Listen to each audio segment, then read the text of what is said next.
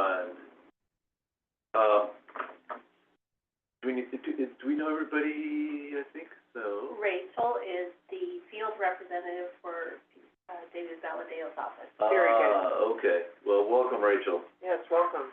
So anybody who doesn't know me, I'm Amer Hussein. I'm with Geosyntec. I think probably you all know me by now. We're the engineering consultants for Tri-County. So thank you for the early morning and the time change. Luckily, some of you didn't show up at 2 o'clock. That was our ongoing discussion before everybody joined. So we've got a few updates for you today, and then we're going to spend a little bit of time for the majority of the meeting talking a lot about the groundwater allocation policy and the proposed changes that are coming up for that policy. And we're going to, we'll get into that a little bit. Let me start by giving you some updates on the Tulare Lake sub-basin. So I'm sure you're all well aware about Tulare Lake's current situation. The GSP, as far as Tri-County is concerned, is moving forward.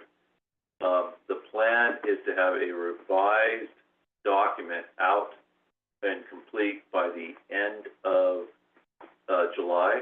So July 30th, there will be a standalone document that is for Tri-County, for the Tulare Lake, and only the Tulare Lake sub-basin. The other GSAs are also preparing their own GSPs, and at least 2 others will be on the same timeline. I'm trying to confirm the timeline for the other two. What about El Rico, David? I'm trying to confirm the timeline for the other 2. Yeah, El Rico's one of the other 2. Perfect. Okay. Mid-Kings River, they're revising their plan? I don't know. Yeah. Okay, because I don't know how they could use that. South Fork is revising it? Yes. Yes. South Fork and Southwest Kings. Okay. You know the South Fork. Yeah. Yeah. They have South Fork hired management. They did. They hired Johnny Geely.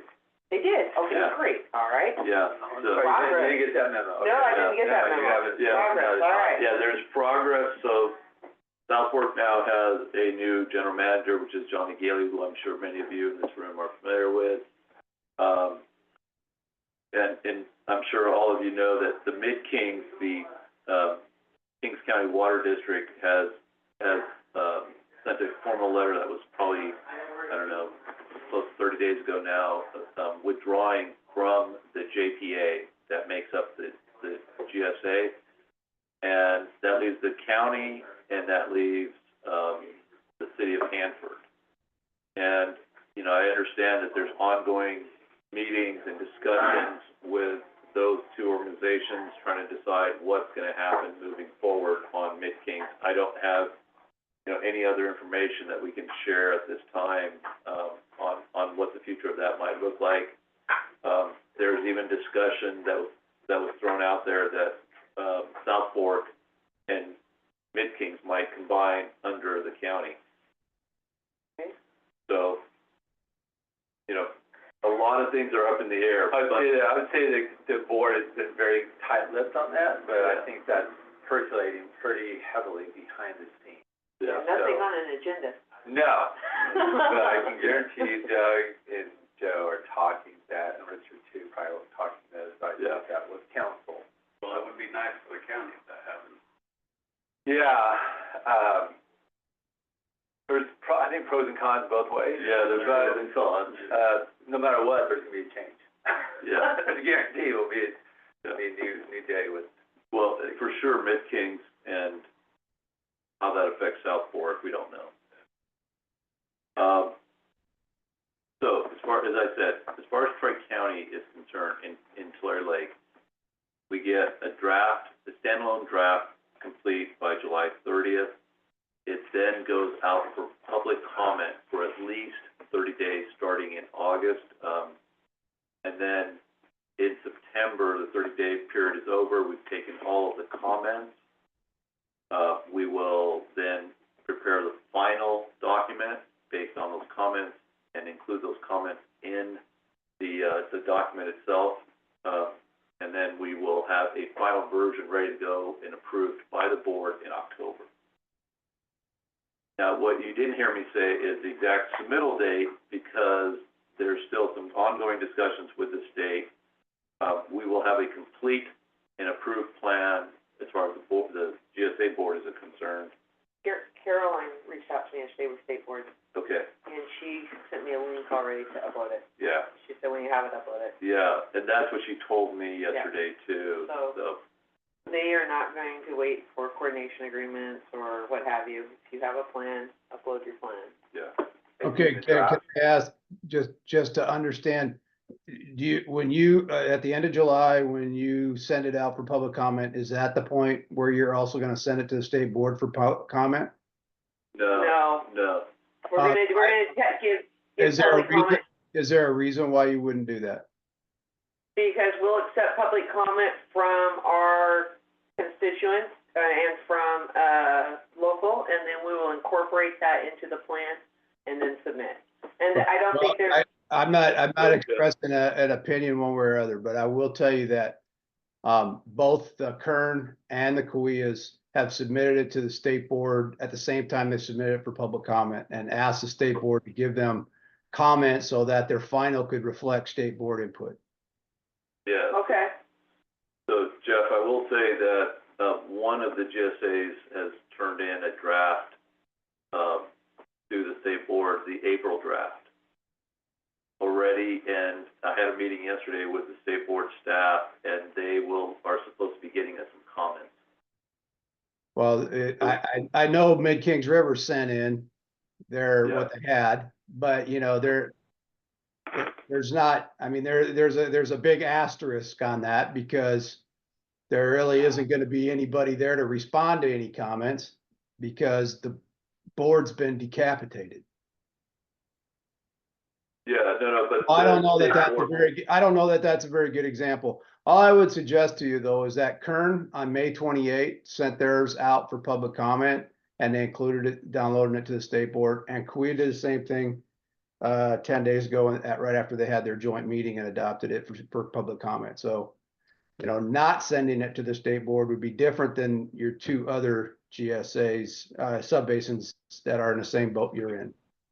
Yeah, May we'll I make add that- one caveat to that? That the Tulare Lake subbasin is in probation, and under Sigma, you basically, depending on how you interpret the rules, once you're under probation, you have a 180-day revision period, at which point the state water board will review your plan. And there's no guarantee or requirement that they review more than one plan. So if you submit a draft to them, there's a possibility that they may consider that your one plan under probation that they review. Well, it's worth asking them if you're interested. I mean, I can't imagine the state board taking that kind of position at this point. I mean, but at any rate, I mean, the purpose of my comments is simply to make you aware of what two other subbasins have done. thanks, Jeff. Yeah, I'm sure that I will have, conversations with them as we get a little closer, and take in their suggestions for how they would like to have us roll this out. And move from there, but, yeah, thank you.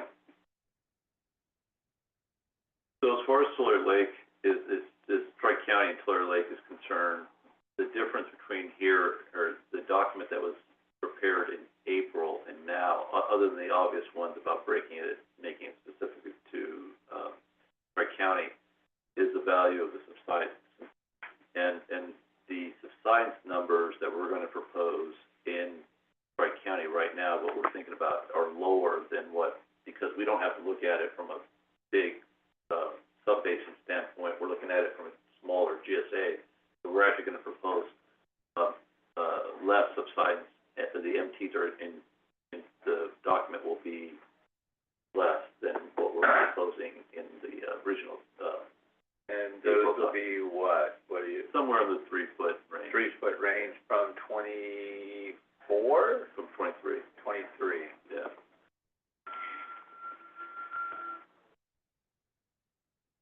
So we're nailing that number down, obviously. Don't write that down as a hard So number. 'cause was the document 60, what was it? Yeah, the document was 6 feet, 6 feet, the right. April document was 6 Right. feet, yeah. Also with the submission, I want to have the revised allocation policy. Right, So the July timeframe, that would not be prepared. but it will be by the time we submit the final document in October. So, the subsidence, I think, is gonna be the one significant change that, from the April document, it's gonna be less than what we had proposed, and that makes sense. For Tri-County, it may be even lower than what I threw out, just because we don't think there's gonna be much subsidence in that area. This area of Tri-County in the Tulare Lakeside just doesn't have that much pumping. But they will include a commitment, again, for the well registration, the groundwater allocations, the, metering program, all the things that Tri-County is doing in the Tulare, on the Tule side will also apply to, the management actions will also apply to the Tulare Lakeside. So it's not gonna be one set of rules on the different sides, we're gonna come up with, same management action. Alright. I'm trying to think what else on the Tulare Lake GSP. That pretty much covers That it. pretty much covers Yeah, it? All right. Looking to see if anybody has their hand up or, no, they're good. All right, on the Tule subbasin, obviously a lot more activity on the Tule side. Tom Harder has submitted technical memorandums for the water levels. We've gotten comments back to him on that. He submitted another technical memorandum on the subsidence. We also have submitted, extensive comments back on the subsidence. He just yesterday got out, or the day before, I guess, Day before, got out the, actually a couple days ago, the monitoring. the monitoring program, and then he also got a revised, basin setting chapter out as Yes. well yesterday. There is a meeting of the Tule subbasin GSA managers, later today, this morning, and that's one of the reasons that this meeting has been moved and is gonna be shorter. Let's see. We have, Dan and I just barely scratched the surface on that monitoring plan and that, and the basin setting. We haven't had a chance to get into it very deep, but we are trying to get comments back to them this week on both those documents. The other thing that it still needs to be prepared is the, water quality technical memorandum, and I understand Four Creeks is Yeah. working on that right now as well. The basin has retained a, facilitator through the, technical services, grant that DWR has. And, part of the conversation today is she's had an opportunity to meet with all of the GSAs and discuss exactly what their comments are going to be and what their concerns are. So those are gonna be brought out in the discussion today, and give us an opportunity to see what others have said. We wanted to, our comments were mostly focused on continuing to work together and making sure that, impacts are not just directed into one area, but they're, groundwater pumping that's affecting subsidence is occurring across the entire subbasin, needs to be addressed across the entire subbasin. I don't know if you wanna No, add to, there's quite a bit of discussion around subsidence. Subsidence, I've said this many times, is really the most difficult thing to come to coordination on. There are areas that want zero subsidence out of the gate, and there are others that would ask for more flexibility. And that's really that's the negotiation right now. I would say that's a fair statement. I'm interested to see if the facilitator can help with that process. I think that's unknown. We may have more clarity around that today, I'm not sure. The time frame is so compressed. You know, as we said, we have all these documents that have come out. We're providing, every GSA is providing comments back, and then they have to take those comments and rewrite the documents, and then they come back. And frankly, we have, you know, a month at best right now to work through all of the issues and come to an agreement that we can all sign off on. Everybody's working really hard. The consultants are working very hard. The GSAs are reviewing and pushing to get things back timely. But there are some issues in the Tule Subbasin that are going to be tough. The Fryant-Kern Canal is still, you know, not addressed to the satisfaction of anybody on the Fryant. And the subsidence west of Delano Early Mart and north of Delano Early Mart is a big concern. So we're just going to keep working on those things and hope that we can come to agreement. But yeah, that's what's happening in the Tule Subbasin.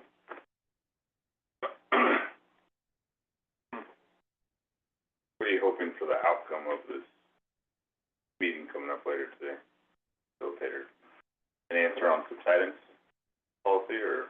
I don't know that we'll have an answer today. I think, clarity, Guidance. although, you know, if people stay where they are, I have clarity on where people are at. So really today is to see if there's any room to come to a compromise on any of the positions that people have taken. And if there's not? I don't know.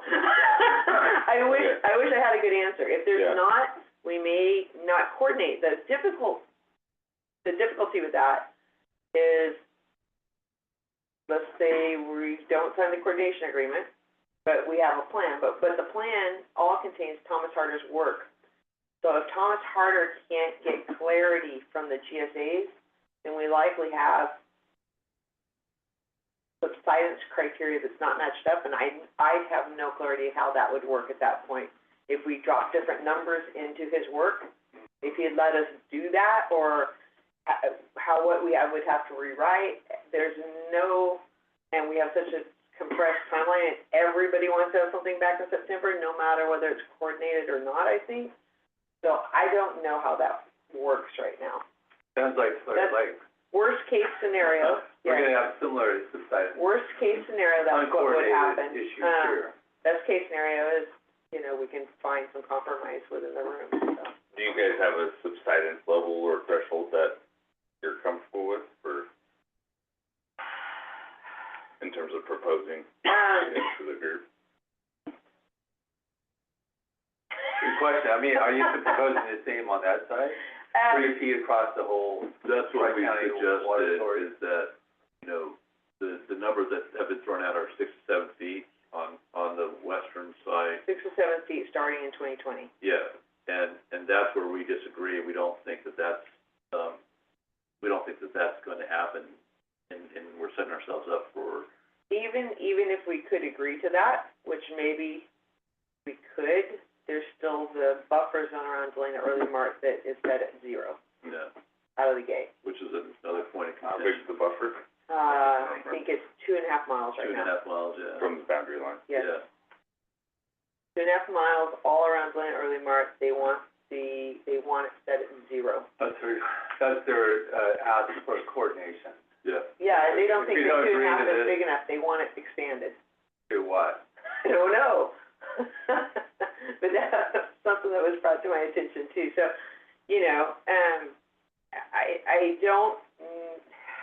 I don't know that we can agree to 0 at the boundary. Yeah. And that's the, you know,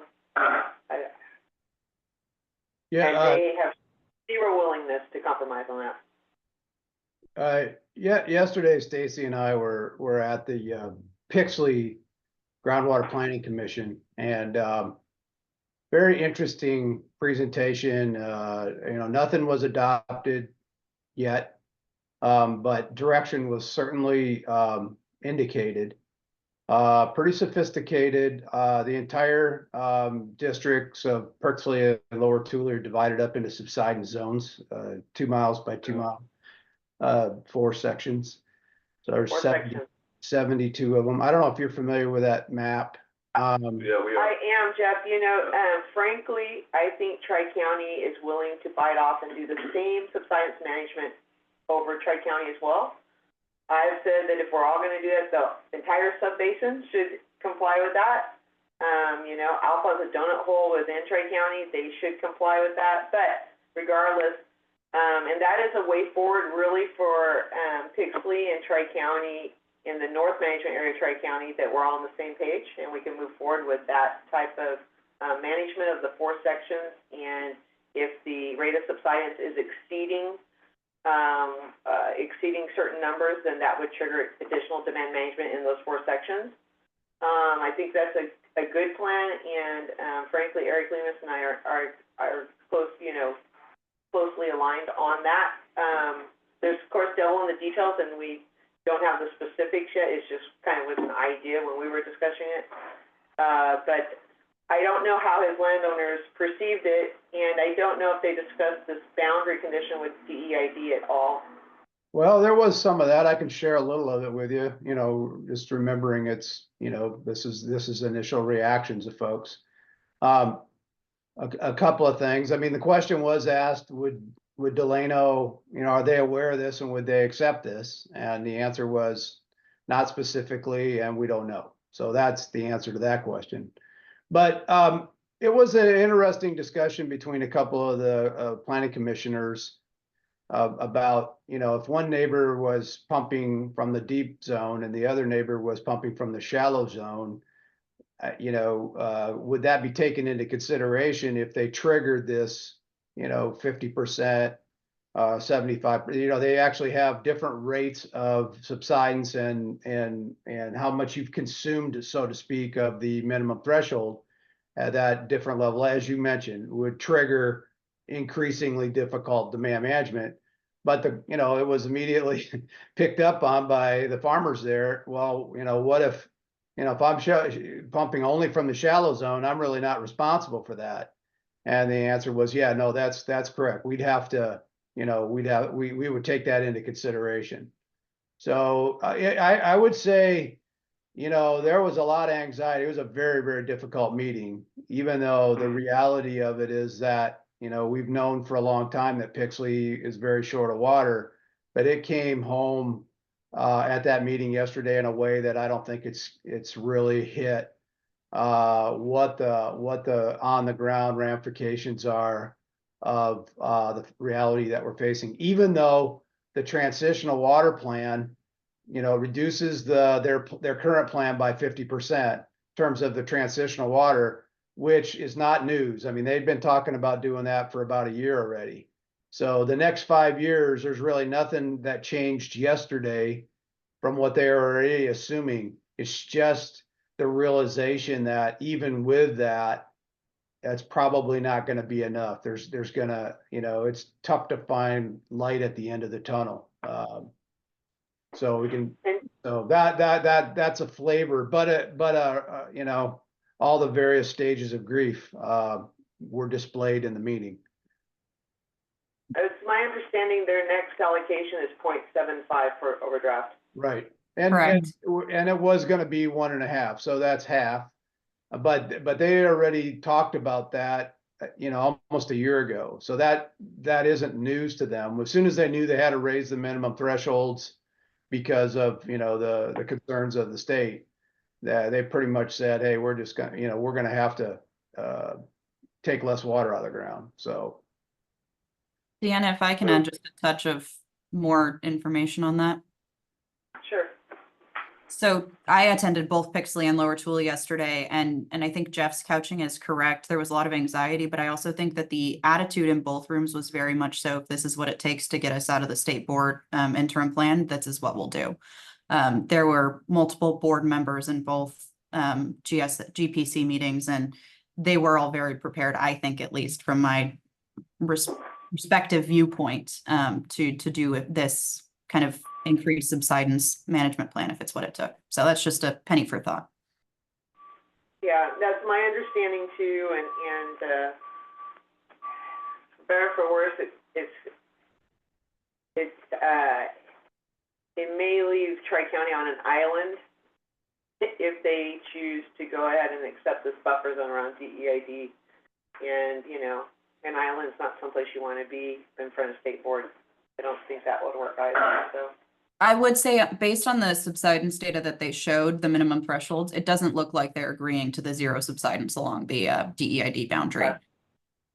That's good to know. I knew, you know, Eric and I've had some discussions, and I knew that, he had asked for some clarifications from Tom, so I didn't think that was a done deal yet, but so today's meeting will be interesting. It will be interesting. I don't know. One of the things that we did in Slurry Lake, and it's in the draft document, is we actually calculated how much pumping has to be reduced, actual volume of pumping, none of this allocation and none of that, you know, transitional pumping BS. It came down to saying you have to, it needs, in 5-year increments, groundwater pumping has to be reduced by these actual volumes. And they're not pretty. And they're not pretty at all. So it's, you know, I've asked Tom for that same analysis in the Tule Subbasin. We've only received what he thought we should do in Tri-County. We would like to see that for the entire subbasin, because I think it's not about transitional pumping. It's about an actual reduction. It has to generate an actual reduction in pumping, period. And you need to see what those impacts are, and if the impacts aren't meeting, if that pumping reduction is not meeting those impacts, you need to, you know, make some adjustments, and that's what you have to commit to in this document. Was that pumping reduction to get to the 3 foot of subsidence threshold? Yes. Yeah. Yes. Actually, Amir, I didn't mention that, and Stacy will help me remember exactly, but that was given to the Pixley. That was part of what really made it a depressing meeting, is because they have to get down to 50, what is it, Stacy, about 52,000 acre feet a year of pumping. That's Yeah. all that they can do, down from their historical average, which is 156,000 acre feet of pumping. It's an Right. 110,000 acre foot a year difference, and Amir, to your point, a big focus of the plan is to shift pumping to the upper aquifer. So that Yep. 50,000 acre use will be coming mostly from the upper, under the proposal. Yeah, that has its own challenges too. Well, it takes on numbers, it takes the deep pumping is, according to Harder's calculation, is set in Pixley's 70,000 plus, and it has to get to 17.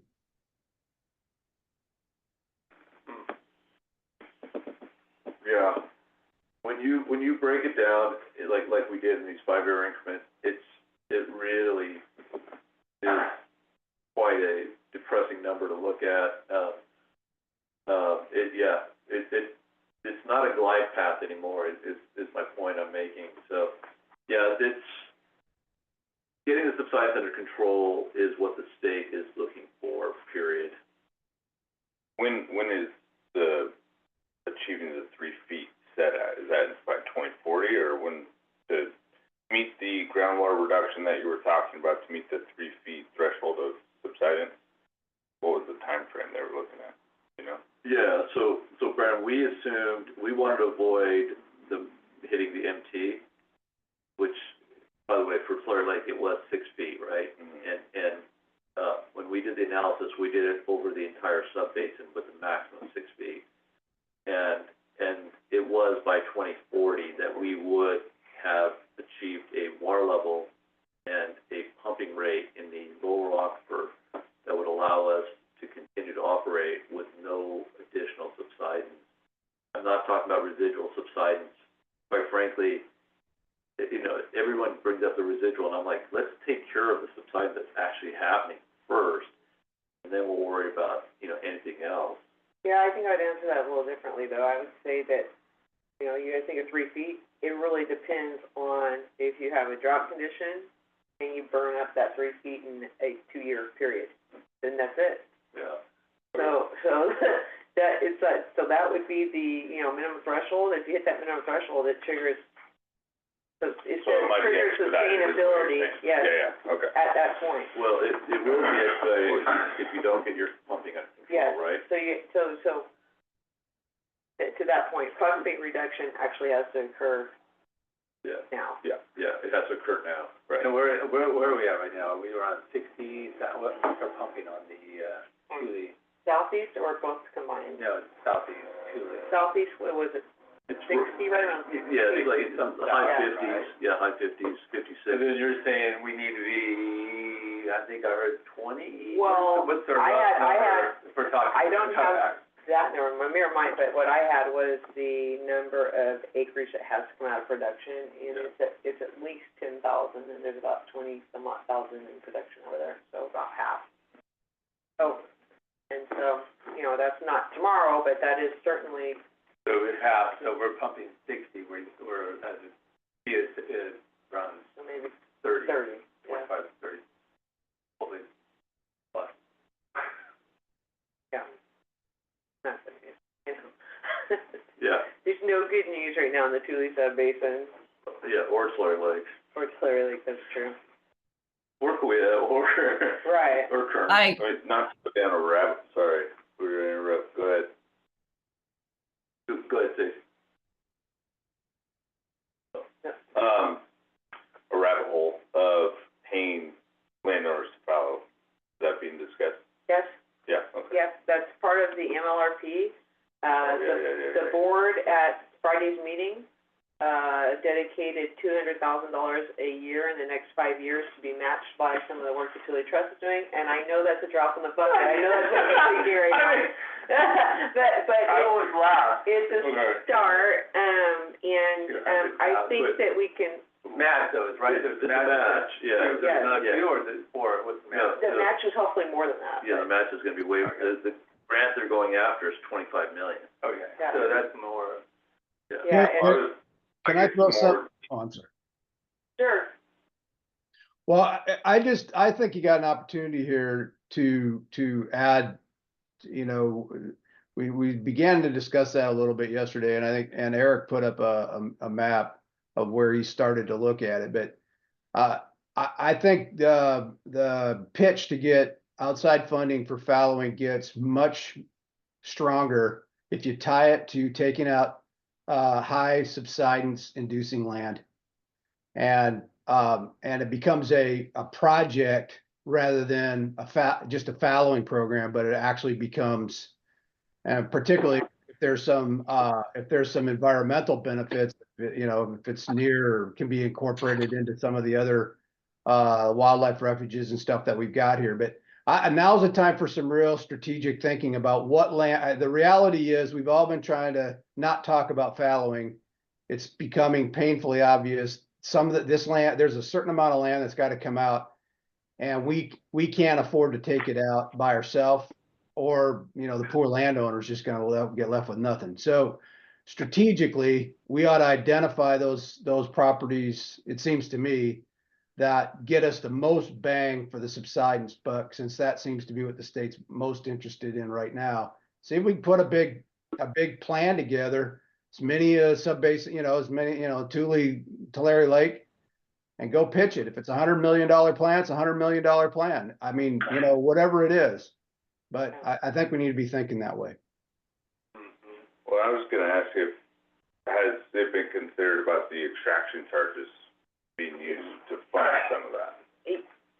yeah, and like I said, the board has already dedicated some and will more, with the right type of Yeah, I mean, messaging and- yeah, obviously, no offense here, but absolutely, $200,000, absolutely $400,000 on the table. only No, I covers know. so much, but, I mean, you had, you know, whether it's $125 or $500 an acre foot, Right, I would think that adds up to a decent sum of money, and yeah, I know it's that. it's absolutely on the, you know, Yeah, on the radar, yes.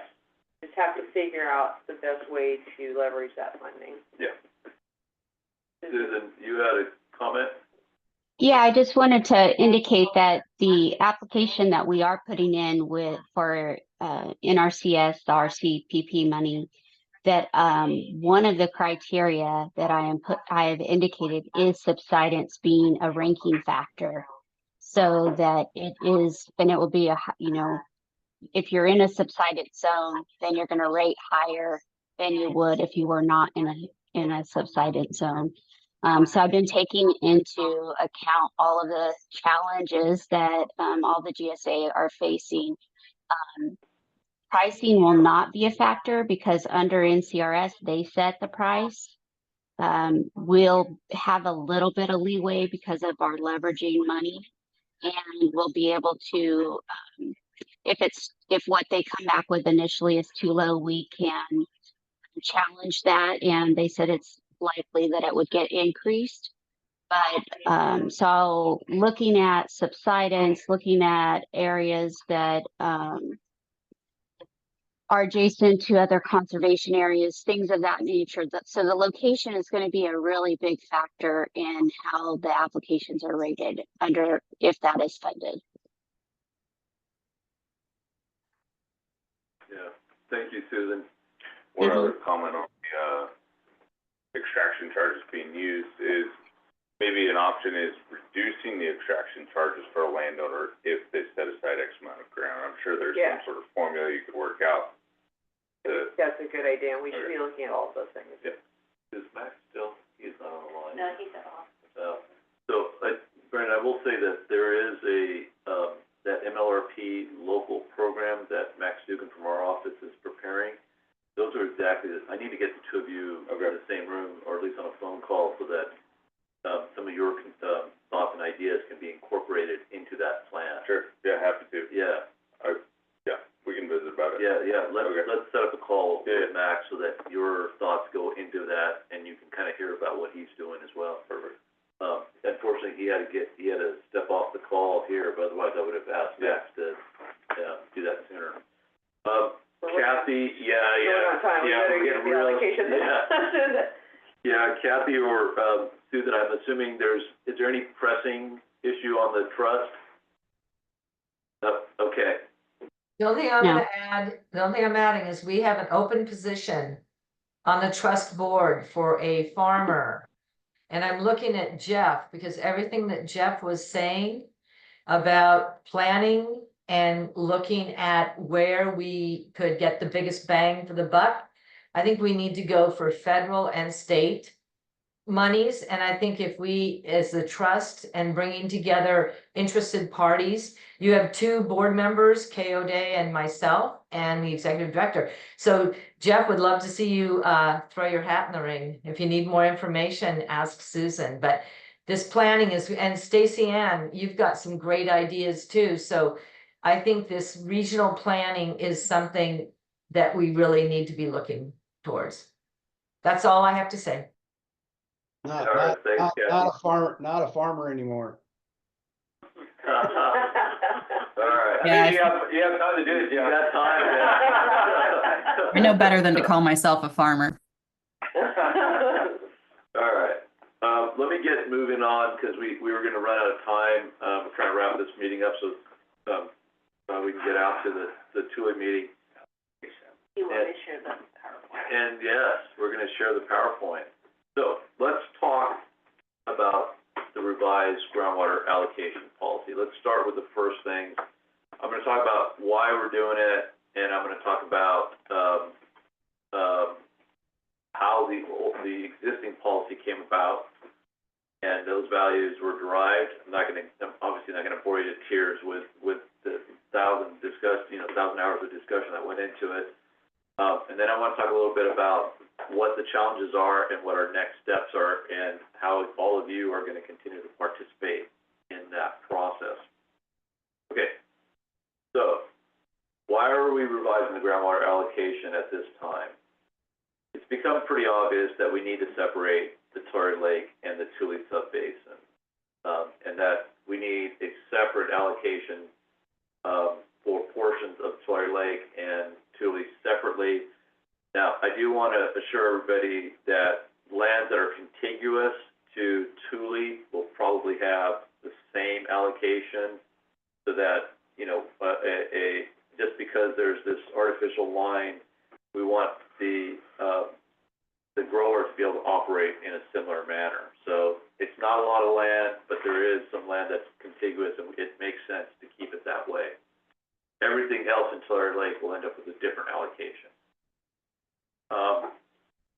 So that's one thing, And different trading rules, and different trading rules, yes, the most important thing. Yeah. Even if they end up with separate allocations, which they could right, completely, but the trading rules will be different for non-contiguous land. yeah.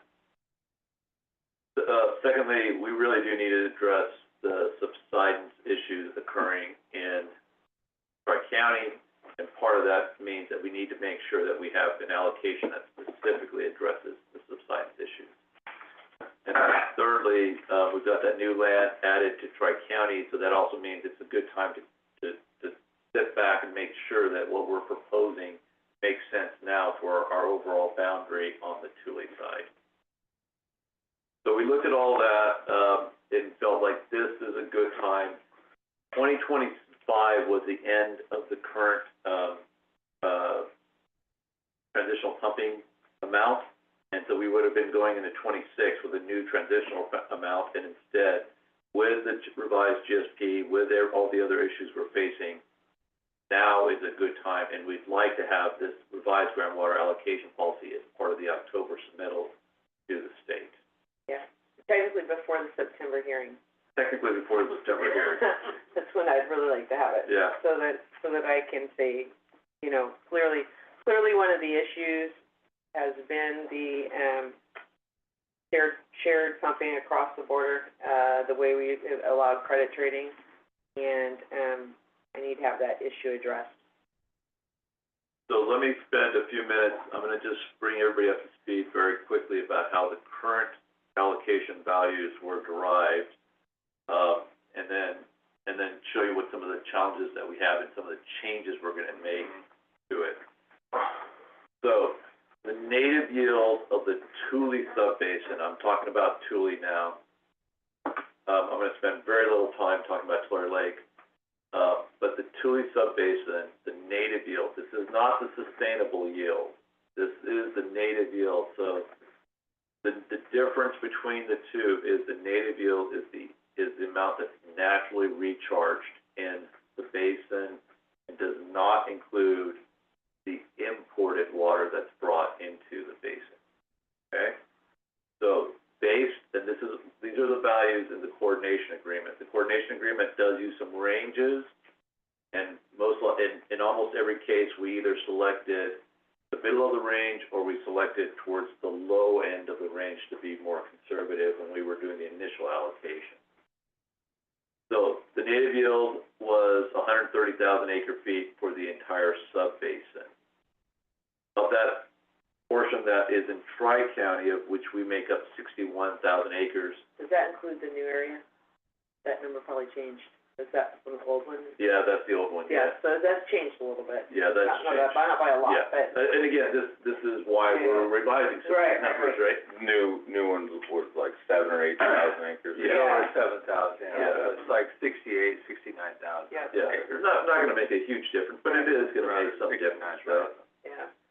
So, under the old rule, under the initial allocation values, Tri-County got roughly 16,876 acre feet. And Stacy will email this, PowerPoint out to everybody, so, you will have these numbers. And you're gonna have a bunch of questions, because I didn't go into, a ton of detail, but I do wanna make sure that everyone understands how the old one was, initially, derived. Okay. Then what we did is we came up with an allocation in Tulare Lake. So we did an allocation in Tri-County based on the 16,000, and we did one in Tulare Lake based on we took, in Tulare Lake, since they didn't have a native yield, we took a value for Tulare Lake based on what they said was their sustainable yield and divided it equally amongst all the acreage. We then did a weighted average between Tulare Lake and Tri-County in terms of the amount of land that's in both for Tri-County. So the percentage of Tri-County that's in Thule and Tulare Lake, we did a weighted average, and we came up with the 0.44 acre feet. Okay, so that's how sustainable yield value of 0.4 acre feet was derived. It was a harmonized value between Tulare Lake and Tule, and it was weighted by the amount of area between those two. All right?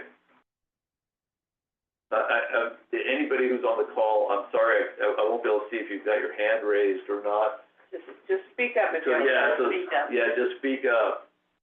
All right? Then the second part of it was, how are we going to derive the transitional pumping value, the initial transitional pumping, and then start to work our way, down from there. So we looked at what groundwater pumping was in 2021. It was roughly around 64,000 acre feet. We then, for that year, we then actually reduced it a little bit more and said, okay, we're going to start with 61,000 acre feet as a transitional pumping. We divided that by the eligible acres. So eligible acres is not obviously the total acres. It was land in production. It had to meet certain requirements, be eligible to receive the transitional allocation of 20. So that eligible acres was 25,000, and for that initial 5-year amount, it was a total of 12 acre feet. So that initial total for 5 years, and I think that there's been some documents published out there that said that 12 acre was, over a different time period and things like that. I just want to be 100% clear to everybody that was for the first 5 years. That runs out in 2025. Okay? So that was, and then it was going to reduce to 7.5 acre feet for the next 5-year increment starting in 2025. 26, sorry, 26, yes, 26, thank you. So, and then it reduced further from there. So that's how we came up with the sustainable yield for Tri-County and the initial transitional value of 12 acre feet for the 5-year period. As I said, that's coming to an end, and we really think that this is a good time to revisit the allocation policy. What you did not see or hear us talk about is where the pumping is occurring. So is it occurring above or below the clay? We gave you a value, and it did not take into account any other limitations. With subsidence issues and concerns, and a better understanding of how much of percentage-wise of our pumping does occur below the clay, we do think now's the time to sit down and say, okay, let's revise this policy for a value above the clay and a different value below the clay. All right. Next. That's why, Full of anticipation here. Keep rolling, yeah. So, next steps, we talked about this. The challenges we have, we don't have a native yield value for the sub-basin by aquifer. We're going to be working with Tom Carter to come up with that number. We don't want this combined 100,000. We need to know what that native yield by aquifer is going to be, and we need to make sure that we understand how those native yield values are fully derived, and make sure that that we can move forward with those numbers. So we're going to be working with Tom on coming up with that. Once we do that, then we're going to be looking at just Tule by itself and Tulare Lake completely separate. But we are going to focus this allocation for right now is going to focus on getting the Tule number derived. There will not be any harmonized value between Tule and Tulare Lake moving forward at all. So we do expect that 0.44 most likely is probably going to come down for just the Tule site. It may be different. It may actually be a little bit higher on the Tulare Lake side, but it will definitely be lower or most likely be lower on the Tule side. What that means in terms of the upper and lower aquifer, that's what we're trying to, you know, sort out with Tom as well. The obvious challenge is going to be getting some of Tom's attention because he is very focused on trying to get these GSPs out. So we also have to work and try to coordinate as best we can with him. And by the way, I just want to be clear, Tom's been great. He's been super helpful, and he's been nothing but supportive. He's done some preliminary work by Aquifer too. And so he's done some preliminary work already. Yeah, he's been doing this. He certainly did it for Pixley and Laura Julie, and he did send me some preliminary documentation that it needs some discussion between the consultants, I think, so. So that's kind of where we're at starting. What we'd like to do is come back to this group. We don't have a lot of time because, you know, we've got the July meeting and then we've got the August meeting before the September hearing. And what we'd like to do is come back to this group with the values in July that we have from Tom and a straw man of what that initial allocation would look like, or native yield value, sustainable yield value would look like, and what a revised transitional number, if we're going to revise the transitional number, like. By aquifer. By aquifer, by aquifer. And when we add in precip, will that be added into the upper aquifer only? Yeah, so that's the other thing is, you know, a lot of the surrounding GSAs do give a precip credit, and we've been critical that that precip really only applies to the upper aquifer and not the lower aquifer, and you're pumping in the lower aquifer, or even deeper pumping. You know, if you're pumping, even if there's not, even if the corporate clay doesn't exist, and you're still pumping at 400 or 500 feet, are you still getting a precip credit? You know, and that's the part we need to decide. But for Tri-County, what we're thinking right now is the precip credit would only apply to the upper aquifer.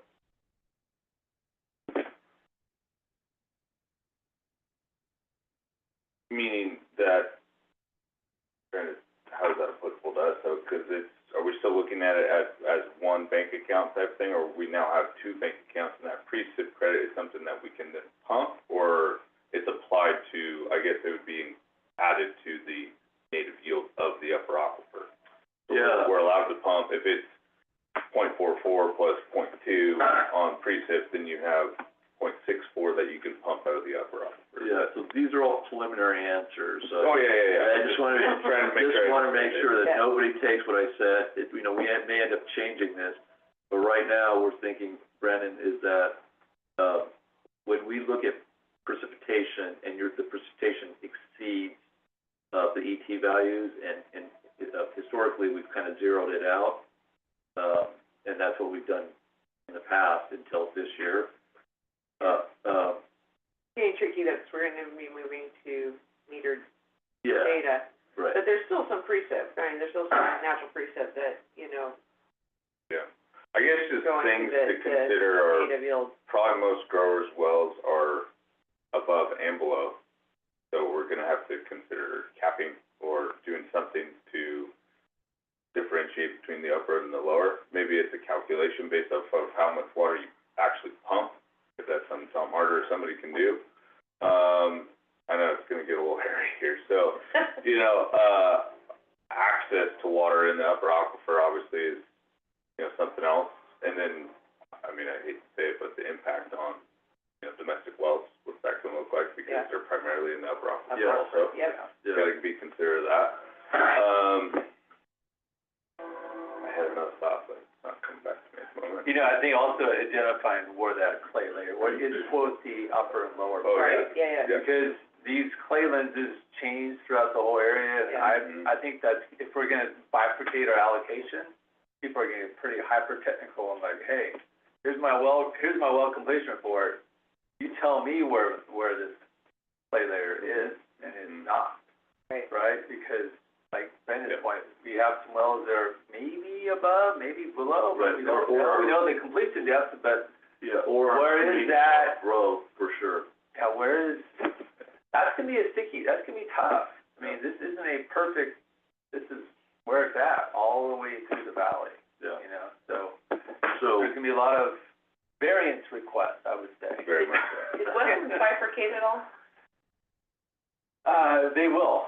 They're going to. They will. Yeah, yeah. Right now, everything's in one pot, but by 2030, they're giving you credits based on upper and lower, but you can pump wherever they're not looking at where you're what level you're pumping from right now, but. They yeah, have a good point. percentage of the allocation that they assume is coming from the upper and that they assume is coming from the lower aquifer, and that's what they based how much sustainable yield is in the upper versus how much sustainable yield is in the lower on. Yeah. Right now, Yesterday, we don't have to worry about it. You can just pump. yesterday in the Lower Tule and Pixley Groundwater Planning Commissions, that issue of kind of bifurcate or wells that are perforated in both the upper and lower came up. There's some kind of technical analysis, and American probably speak to this better than I can, that you can do, and Thomas Harder brought up, to estimate how much of pumping is coming from the upper and lower, but it involves some it's pretty involved in terms of putting some stuff down into your well. But there's also, like Westlands has done, just some kind of rote math that can serve as kind of a float between data gaps. yeah, so all of those issues are gonna need to be addressed in this policy, and Brennan, it is not the intention of the GSA to make it difficult or require a whole bunch more money, like we're not, if you do have wells that are screened above and below, there's a better way, we can come up with an estimate as opposed to, asking you to go through and start doing physical changes to your wells. That's not the intent of this Yeah, policy. that'd be preferred, obviously, right? Yeah. I was more just, it's July basically, and, if we want to have this done preferably before September, Yeah. that's really it. You don't have a whole lot, and No. I think we're gonna have to take this like a fire hose. I mean, Yeah. We're gonna have to get to it quick and then. One other request would be that we look at this still in a 5-year block allocation instead of an annual block allocation. I think we can still do that. We just have to build in triggers if we're exceeding rates, and maybe in the 4 section blocks or whatever. If we're exceeding rates, there's going to be a trigger that says additional demand reduction happens, whether it's at the middle of the 5 years or not. Yeah. So, Sure. but I think we can do the 5-year allocations. There might be some discussion. Right now, the last drop is right at 2040. We may have to move to 2035. Yeah. Because going right up to the end, I don't think the state's gonna fight off on that. They want to leave some space to Sure. make sure you're sustainable at 2040. Not, okay, at 2040, here we are, and then we'll see if we're sustainable Yeah. from there, so. Well, I think ultimately at this point is if we can buy some time Yeah. versus just, hey, Yes. 2026, we're all done. And that's the thing, that's the stick from the state. So Sure. the stick from the state is even if we go into probation and say worst case scenario, it becomes an interim plan, yeah, you might be buying a year and a half, 2 years, but at that point, their interim plan is likely gonna be complete demand reduction now. So if there are some farmers that say, well, let's just take that route and forget, this, I still believe the GSA will give you more of a longevity ramp down than you're gonna get from the state. And I don't know how they're gonna enforce it, but they seem to have a plan to enforce it. They've said to us they do. We haven't seen it, but, I think it's gonna be difficult, but regardless, they're gonna charge and they'll make life very difficult, particularly for large growers. I mean, it's gonna be, the small guys might have some sort of chance with the state. I don't know. I shouldn't say that, but my position is for Tulare Lake, if you're in probation, to comply with what the state's asking you to comply with, because I think if you don't, you really open yourself up to not good situation down the road. So, if the Tule goes into probation, my position is comply with what the state's saying and work with your GSA to get out of probation as quickly as possible, which may happen. This timeline is rough. And I would like to have an allocation policy, whatever we get to in September, if it's not the end, you know, I'll hold it up and I'll say, look, this is what we're, in 2026, we're separating the subbasins, we're doing these things, you know, a lot of the questions that have been out there have been answered. So, you know, if it's not completely complete, I don't wanna tell you that, I'm not telling you that. By September, you know, I could still work with it, but I do want it complete before I submit the Tulare Lake plan, because I think without the demand reduction portion of the plan in their mind is not a plan. So when's the next one, or what's the next? 24th. That it? Will we have numbers by then, you think?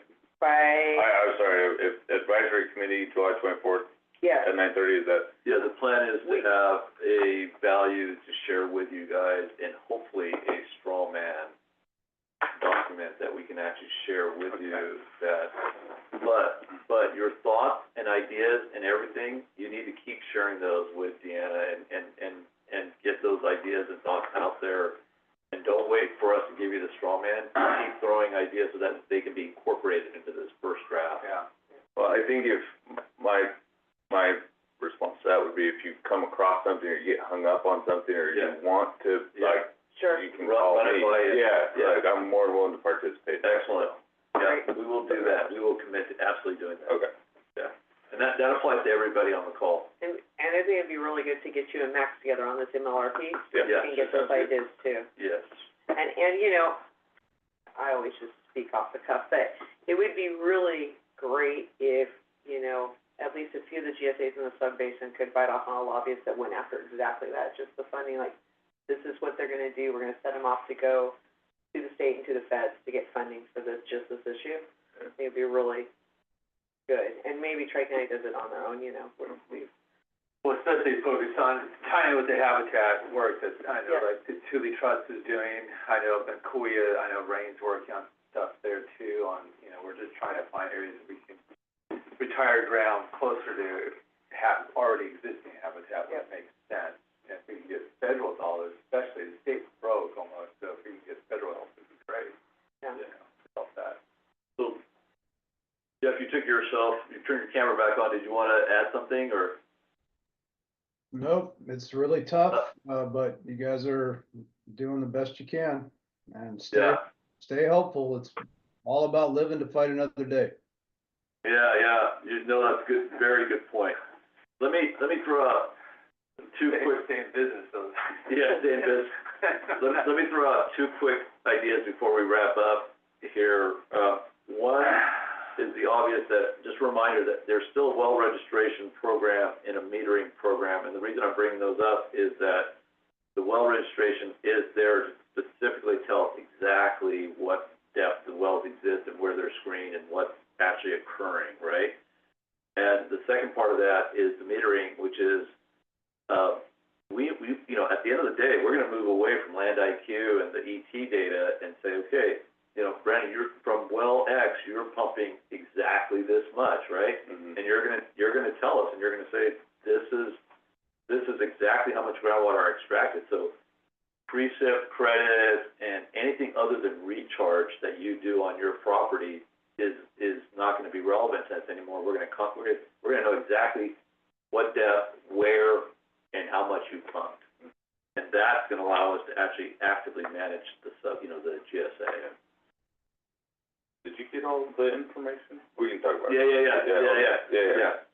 So I just wanted to throw that out there because that's the direction we're going. So all of this works hand in hand with the allocation policy and the revisions to it and why it makes sense to do it now. Is the program it's on there right now, is that, out there? You can It's not register. live yet. It's not not Our well ready yet. registration program is not live. Stacy's working with individual landowners, and if there's any Yeah. individual landowners that want to register a well or two And be like a just beta tester. beta tester, we're just trying to make sure that it's, working properly before we roll it out to everybody. And and any questions that a landowner would have as they go through it, that we already have addressed those, so we would at least know the answer. But that's actually gonna be a big part of the September hearing too, is being able to say that Yes. this program is underway. Yes, and, you know, Okay. I wanted everybody registered by September, and it still may have happen or close to, or Yeah. a good portion, but, Yes, if we can have it go live August first, Yes. that would be good. that's the intent, is to have it go live August first, It's so, gonna be a big, big plus in front of that hearing.